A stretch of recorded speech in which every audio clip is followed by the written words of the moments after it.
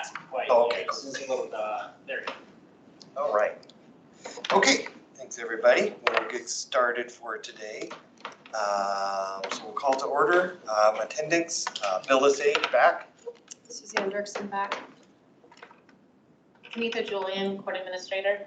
Jenny Nolan, Budget Administrator. Jackie Lowe, Finance Director. Tyson Farber, Budget Financial Analyst. Sean Lewis, City Manager. Jay Knight back. Peter Echo, Budget Advisory Committee.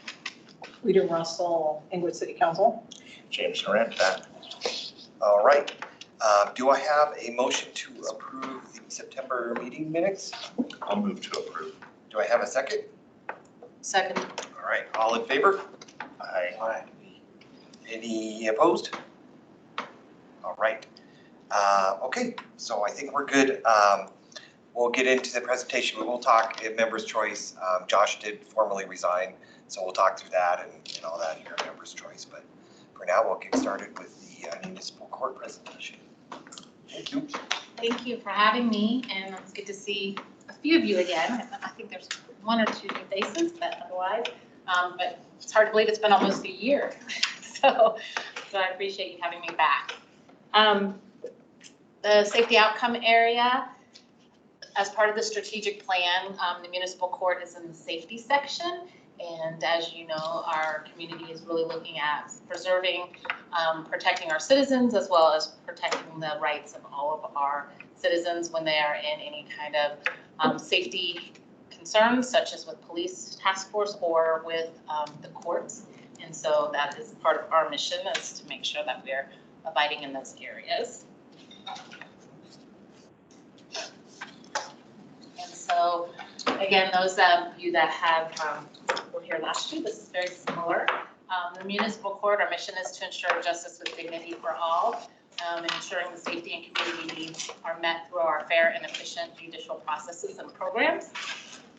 And summarizing that next paragraph in reference to our resources that we have, thanks to our council that has provided for us, because we have our probation office, our restorative justice program, as well as our court navigation program that helps with our defendants, because what we have found is, and through, as our safety mission had indicated, is that we have found that we have a lot of our population are in need of other resources in order to overcome barriers, to help them be successful in their terms with the court.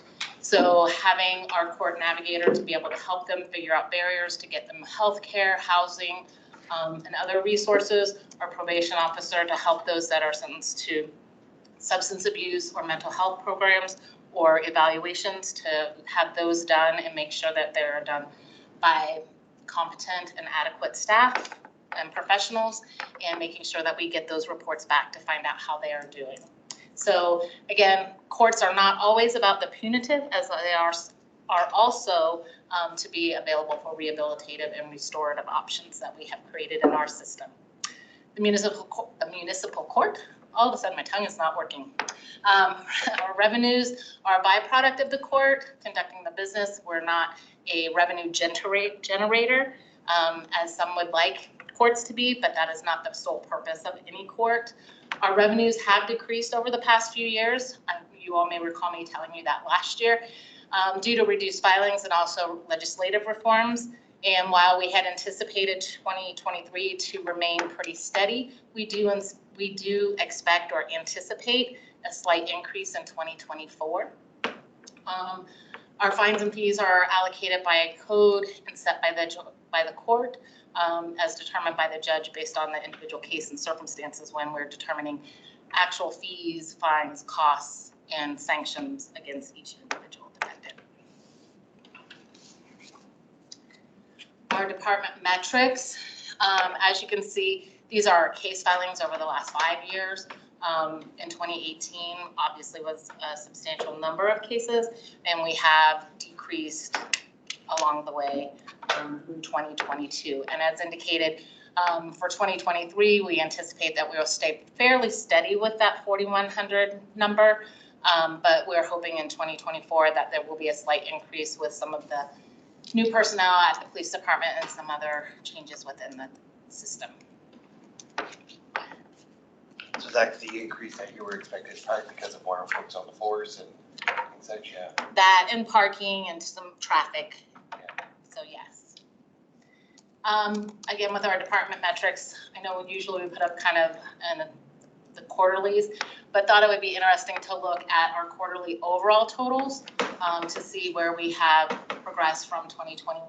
Again, you will see due to the caseloads and the types of cases that have decreased, you will see that there has been a decrease in our quarterly amounts each quarter. However, excitingly for this quarter, we have our highest increase since fourth quarter of 2021. So again, it does look as though we might be kind of in that slope up ever so slightly. The next slide. And so you all are always interested, and seems like we come a little bit later in the year, but our 2023 funds return to the fund balance. While this is projected because we've only gotten through second quarter of evaluations, we anticipate that we will be giving, as we have the past number of years, a triple digit number back to the general fund. A lot of that comes from personnel and also our professional services. If we don't utilize all of those in the various cases, in those resources that I had discussed previously, then obviously those do get returned back to the general fund.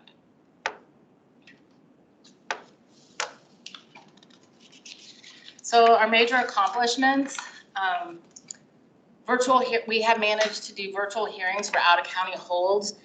Prior to 2020, we would ask for if a defendant that was on a bond or hold for our municipal court, if they were out of county, the police officers would go and get them and bring them back to the jurisdiction. Obviously in 2020, when everybody was kind of stuck at home and unable to do that, that process was eliminated. And as you recognize, we started doing a lot more virtual hearings. So we have worked very diligently with our surrounding counties, as well as some of the further out counties, to work about when they have a hold and we're notified that they have one of our defendants, is getting in touch with them and seeing if we can actually do those hearings virtually and either resolve that case or at least set them so that they have to come back and finish their matter here. So that's been a huge cost savings, and then also helping to resolve cases and making sure that they're staying on track for resolution rather than continuing to have an FTA out there. Ironically, the county we have the most difficulty with is Jefferson County, which is right next door, but that's another whole story. Our conditional process is managed by our Community Justice Resource Officer, which is also our probation officer. And what we have done in that process is our conditional process is when a person is given sanctions that have items to do, such as take a class, write an essay, pay a larger amount of fine or something to that effect. And so they're given on a condition that they do that, they will be, their case will be dismissed or it's deferred or something to that effect. So in light of that, what we have found, again, with our population and with the structure nationally of defendants, is they need a little more hand-holding than we had always done in the past. I think historically, defendants were told, you must do this or else you just go to jail. You do this or else these things happen. And what we were finding is through time, people were ending up in jail for things that could be something very minimal. And again, with some of the legislative impacts, you cannot do that anymore. So what we have found is with our conditional process as outlined by having it overseen by our Community Justice Resource Officer, is that we are finding that more people are coming into compliance. So where we were having FTAs or sanctions where people weren't completely paying their fines or that kind of thing, or that we were having to continue because they would show up at their last hearing and say, oh, I still need more time. So these cases were getting continued. With having our resource officer assist them and do a little of that hand-holding, that we are getting some of that to be paid timely, and also that we're not having those cases continue out longer than their year time frame. Our court navigator, we are happy to announce that we have Arnie Shunnison as our court navigator. Some of you may recognize that name. He has been an attorney and a prosecutor in some of the surrounding areas. He was at Centennial for a while and also at Aurora. And so we have managed to bring him on as a 30-hour-a-week employee. So he is highly skilled and has really taken this role by the horns, I would say, and is really getting out there networking. In fact, he had a meeting set for us today. We met with All Health, some higher ups in All Health to see what they can do, where we had lost some traction with them, and making sure that we're getting our defendants seen and evaluated properly. Our Restorative Justices program, some of you may have had either classes or have seen or have been spoken to by Ames Stenson, who is our Restorative Justices Program Director. And they have served over 100 cases, meaning that we've had 100 defendants go through their program, and that they've had a success rate of 92%, and that they have over 50 volunteers volunteering and participating in their program. And so if you know about restorative justice, one of the biggest parts of that is the community roundtables that they have, because what that is a defendant has committed a crime. They've determined that restorative justice program is an appropriate process for them, and the victim, or the harmed party as they are called, agrees to go through this process, and it allows the harmed party and the defendant to have conversation and come up with solutions on how to resolve these cases. For the majority of our cases, it's juveniles, so all of our juveniles go through the restorative justice program. And then we've also have some adult cases that also go through that. And again, it's 92% success rate in that the person that goes through that finds their agreement of the sanctions and how they're going to resolve their case, and that they successfully complete that and get all those terms completed. We've also, in that last year, because that program started in July of 2021, within that year time frame, I think I just checked on the criminal histories, and we had no one. So our recidivism rate was extremely low, if any. And so we're really happy with that. So it is a very good program. And then our State of the Court presentation, we had over 50 attendees attend that presentation. And so it was a good opportunity for the judge to just outline some of the areas related to the court that we've been experiencing. Our challenges faced. Again, if you were here last year, some of these are very similar. They've been on the books for years, but they continue to be challenges for what we are dealing with in our city in reference to the debtor prison reform. You can't hold someone just on money issues. So you can't put a person in jail because they don't pay their fines. So you have to look, and you really have to determine if somebody has an ability to pay and those types of things when you're looking at all of the issues in reference to fines, when you're looking at bonds and those types of things. As legislatively required, we have to have mandatory in-custody court-appointed counsel. So anytime we have any defendant that's arrested and is taken into custody for their first appearance or any appearance thereafter, they have to be given court-appointed counsel. So some of that professional services funding that you saw in that line item, and that we get back sometimes at the end of the year, depending on the caseload, some of that funding is in reference to that court-appointed counsel. We have, yes. To July 2018 or 2028? It was to 2018. So when it came through, it was a House bill in 2016. It was delayed from 2018, but it's still progressing now. And in fact, it even extended some, and that's what that 48-hour bond reform kind of goes hand in hand with that one. So the 48-hour bond reform is when someone is taken into custody, they have to be heard and given a bond within 48 hours. So we now have Sunday court, because if we have anybody that's arrested on a Friday or a Saturday, we make sure that we see them on Sunday. And the reason we chose Sunday was because Mondays often have a holiday. So if we did a Saturday, we would run into that same problem. So we have Sunday court. The mandatory personal recognizance for less than $50 property. So if you have somebody that does a shoplifting or a trespass or something to that effect, where the property damage or what was stolen is less than $50, it's a mandatory PR bond. So if they are arrested, you can't set a bond for $25. You can't set a bond for $100. Even if they've failed to appear several times, it's a mandatory personal recognizance, which means they're let out of jail without paying any money. You just give them a date and you hope that they show up again. And sometimes they do, and sometimes they do not. So it becomes that vicious cycle. Ending outstanding judgment warrants. Some of you may have heard the term OJWs. Those were what was held by DMV, Department of Motor Vehicles. And what that was is if somebody had traffic violations or traffic fines and they didn't pay them, that they would, DMV would hold their license. So they couldn't renew their driver's license at the next renewal time if they actually owed a court or courts monies for fines that they owed. Well, the legislature determined that a license was so crucial for people's income and ability to work, kind of back to that ability to pay, that they took that stick away from courts to be able to impose that. So therefore, we have people that don't pay their fines, they continue to get their driver's license, and eventually our fines turn into collection matters. Because again, you can't put them in jail for not paying the fine. Automatic mandatory record sealing, that is again a legislation that has come forward. And for any case that is dismissed or has a deferred judgment, they get an automatic record sealing. And while that's great and it is very helpful for the community and for citizens, I will say it's very time consuming and it takes a lot of man hours in order to do that. Because when you do that sealing of the record, you have to compile the file, you have to put it in a particular place, it has to actually be sealed so that no one else can see it, all of the paperwork, and then an order actually has to be sent to CBI so that it can be processed.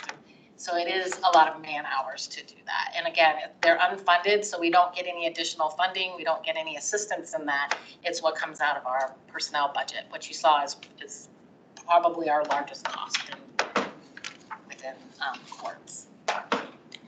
Challenges faced, as we all recognize, courts, police departments, really any safety mechanism is really in the concern of public trust at this time. So that is probably a large challenge for courts at this time, is just making sure that we have that public trust, that we have, people have confidence that the court is doing what it's supposed to do, that we're following people's rights and we're allowing people to have justice when they come into court. And again, the court's mission of treating everybody fairly and with dignity is in line with that. Challenges faced the staff training.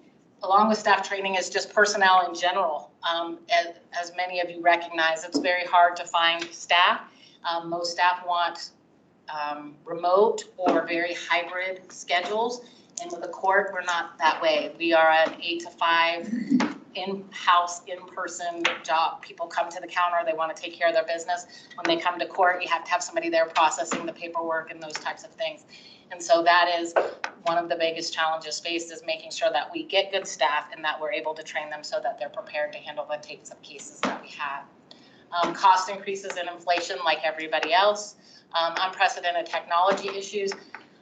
I'm happy to say, I believe, with fingers crossed, because you heard me complain about it last year, JTI, our eCourt system, our online portal, should be turned on and ready to go November 1. Yay! Can I get some financial? Yay! We're all excited about that. And again, I say with fingers crossed, because it has taken us 2 years to get that back online. The vendor was just very slow coming and difficult, but we have managed to work diligently with IT and to get that going. So hopefully that will. And again, some of that helps with resources, because if we have people paying online, that allows people to not have to answer phones and deal with it. People can actually do it themselves. There is that learning curve a lot of times, that you do have people calling saying, I don't quite understand this. Can you walk me through, and that kind of thing. Statewide criminal reporting and more bond management between jurisdictions. Again, a lot of that kind of goes back to where I was talking about the hearings. If somebody's caught down in Garfield County, then having to deal with the case here. So we're really trying to work that virtually. But it's also, in light of that, some of the legislation that they're talking about, and could be a challenge for us, is statewide criminal reporting. The state has a statewide system for the district and county courts. Municipal courts are not connected to that, because there's roughly 280 municipal courts and they're all independent. So they have talked about figuring out a way to get all of them connected so that any crime in any municipality would then also connect with any county and district court cases, so that you would be able to get a good history on a person in Colorado cases all the way across the board. As you can imagine, getting 280 people to agree, much less getting the state to agree to open up its system to allow everybody to connect, is going to be a big challenge. The other is predicting future caseload and ideal processes. Right now, there's a lot of things in limbo, and so a good example of that is domestic violence cases. We have historically done domestic violence cases. The legislation requires that we be VRA mandated. We have historically been within the confines and mandates of VRA, although we weren't mandatorily required to do that. In order to continue to do those cases, City Council will have to adopt, it would have to be brought to them and they would have to adopt the ordinance to allow VRA to oversee our cases in order to do that. So that would take some time and some processes to make that happen if we continue to do so. Judge has indicated some challenges faced as communication with the city. We've worked on some of those communications. Some of it is we've had a turnover. We've had 3 city prosecutors in the last 18 months. And so every time you have that change, there's new processes and new ways of doing things and new discussions that have to happen. And so that just, it has created some work for us that takes away from some of the other work. And so that has been a challenge. We do have a new prosecutor that I believe is a contract attorney for 6 months. So we're hoping that that works out and that they will be here for a long term. Because that's been a big transition for us in the court, because we, as well as the court, had long-term industry knowledge people. My predecessor, Tammy Wolf, had been here for 42 years. Crystal Lay, the former prosecutor, well, 3 prosecutors ago, but former prosecutor, had been here, I believe, 20 plus years.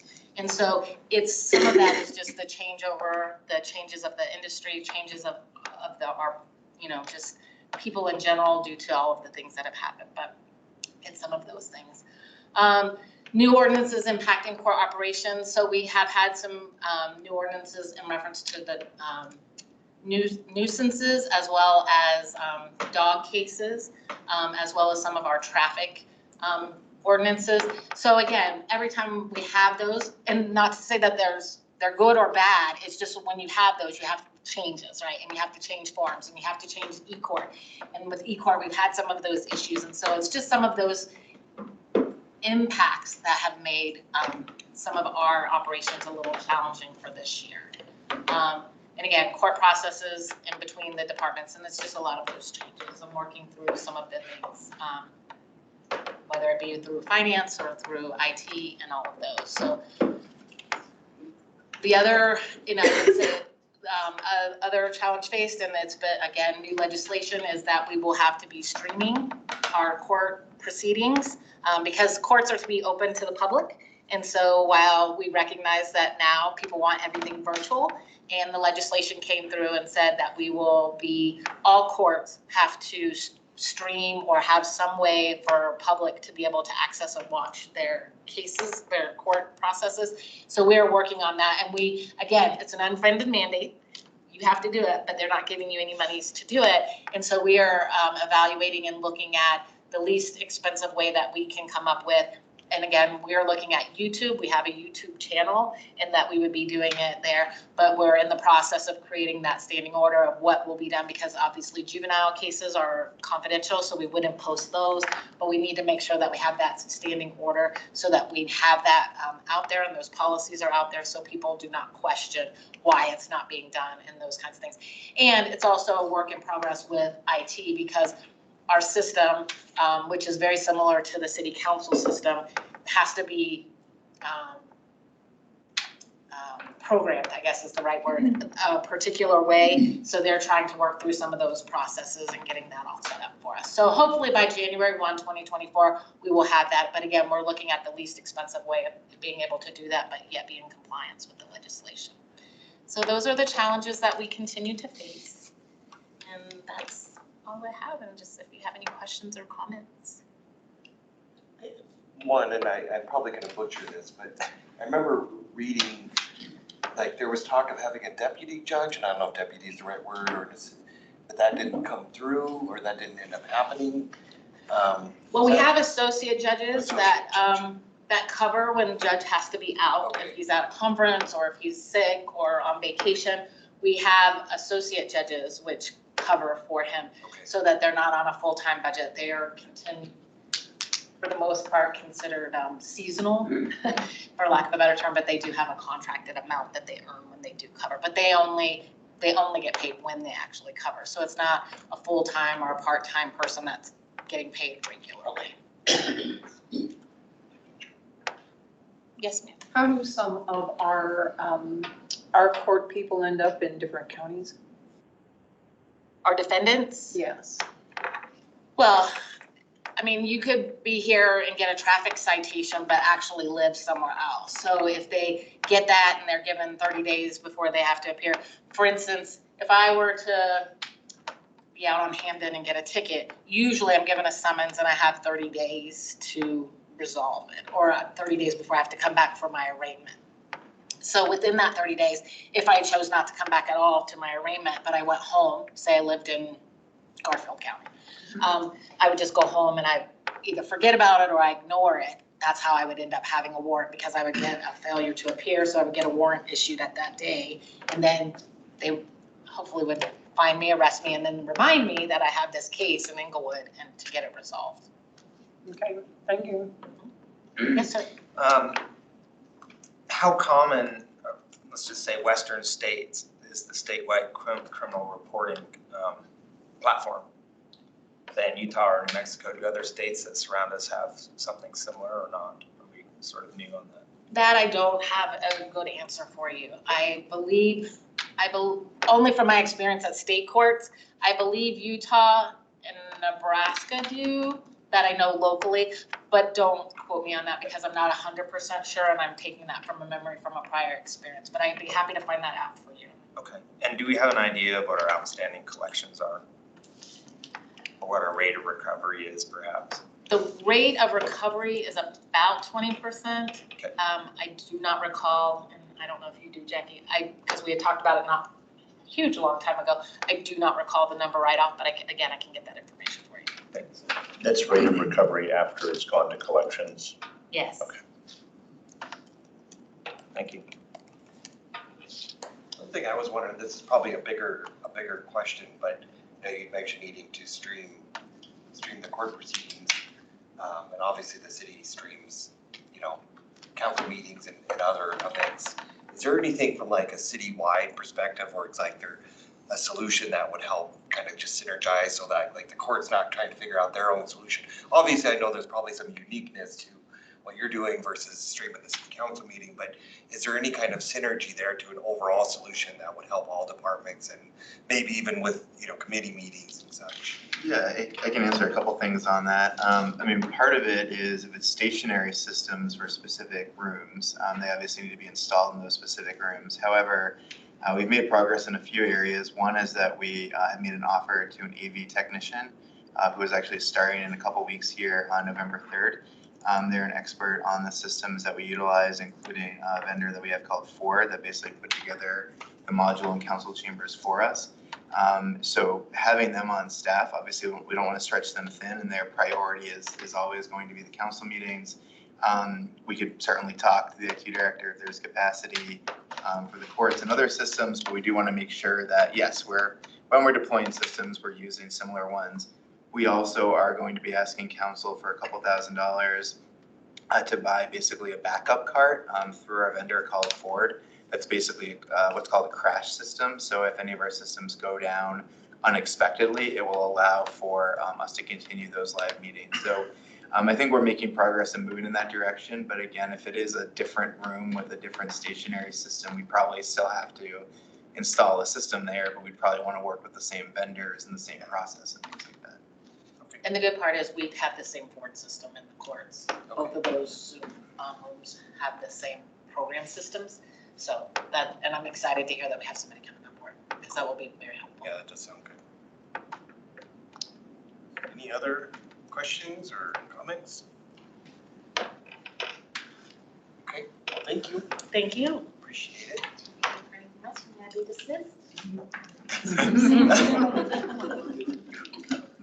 Thank you all very much and thank you for your service. It's very important to have volunteers, so thank you. Thank you. Thank you. Okay, so I think that was the only presentation for tonight. Yes. So I think we can move on to members' choice. So we have our next meeting November 14th, and I think December 19th is the one after that, just as everybody plans out holidays and that kind of stuff, you know, and travels and that kind of stuff, so. And then the board and commission's training checklist, Jenny had some forms, I think she handed out some blank. Yep, just as a Folks, gentle reminder.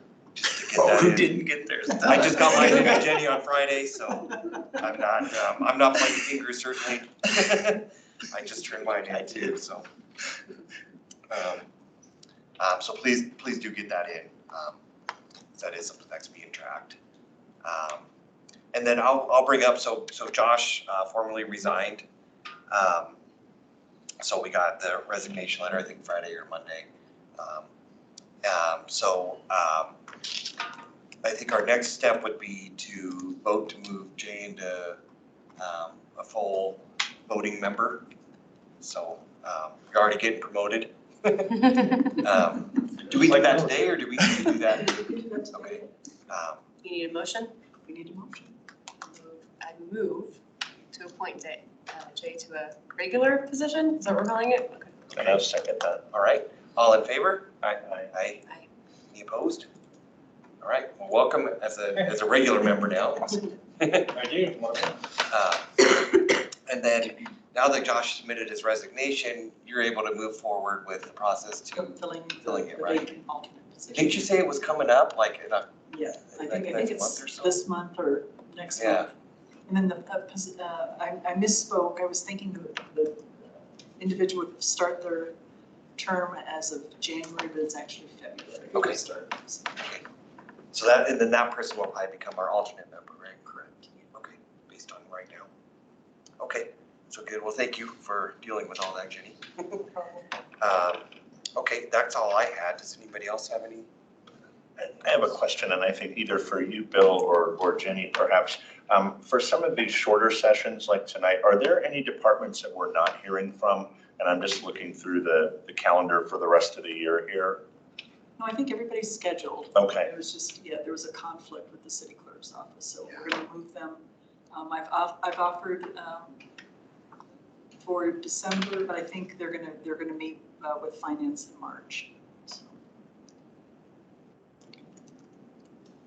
March will be a little bit heavy, but we'll get through it. Any other questions or comments to throw out there? I guess one more from me, and then I will desist. I noticed that we do have the police department on December 19th, which is, I think you pointed out, Bill, can be a little tough in terms of attendance. And I believe that's kind of tied to our March meeting where we're going to be talking about looking at that sales and use tax that was approved, including for the police department. So I'm just wondering in terms of scheduling, if that's optimal to have the police on December 19th.